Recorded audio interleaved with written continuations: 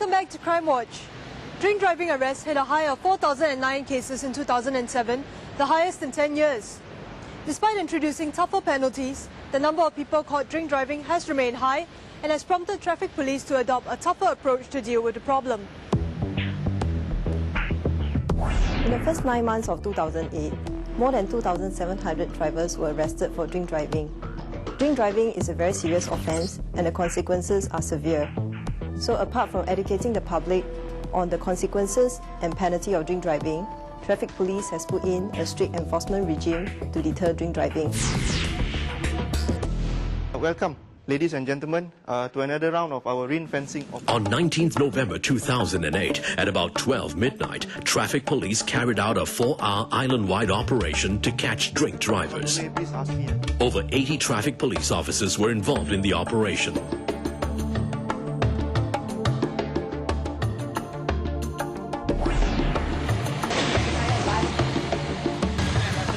The operation was divided into 2 phases. The first phase started from 12 midnight. Roadblocks were set up along Whitley Road, Outram Road and Jalan Bukit Merah.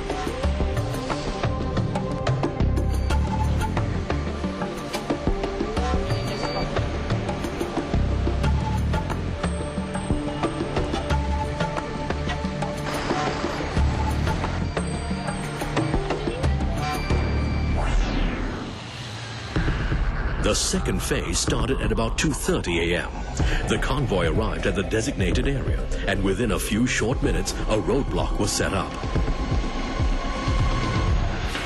Simultaneous roadblocks were set up along Church Street, North Canal Road, Southbridge Road, and Newbridge Road to ring-fence the cluster of entertainment outlets and drinking haunts in the vicinity. A ring-fence strategy is a large coordinated operation different from the usual standalone roadblock and is most effective for large areas known to have a high concentration of entertainment outlets. Roadblocks were set up at all possible escape routes, thus ring-fencing the entire area.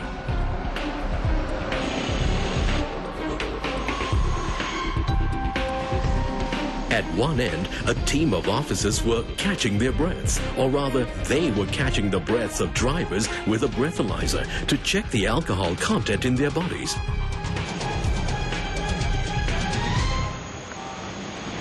As the night grew longer, the number of cars hauled aside also grew larger as more drivers were hauled in for drink driving.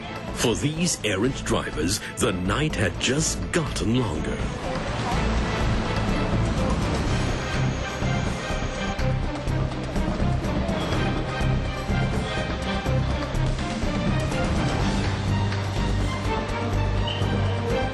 And for this drunk driver, it was not to be his night either.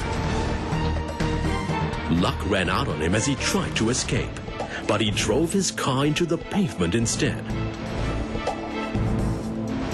He was detained by the officers and an additional charge was imposed on him for trying to escape. I will catch you for driving on the way. The operation ended at 4:30 a.m.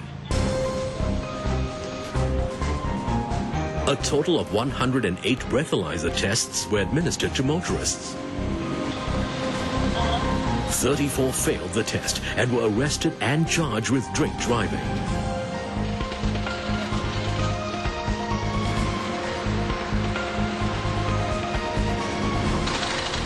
Their vehicles were either driven back by family or friends or towed away.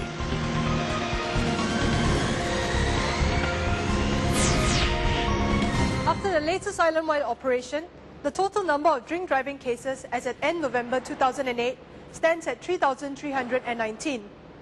Drink driving is a very serious offence and the penalties are severe. Even if the alcohol content in blood or breath of the driver does not go beyond the legal limit, he can still be charged for drink driving if he is unable to control his vehicle properly.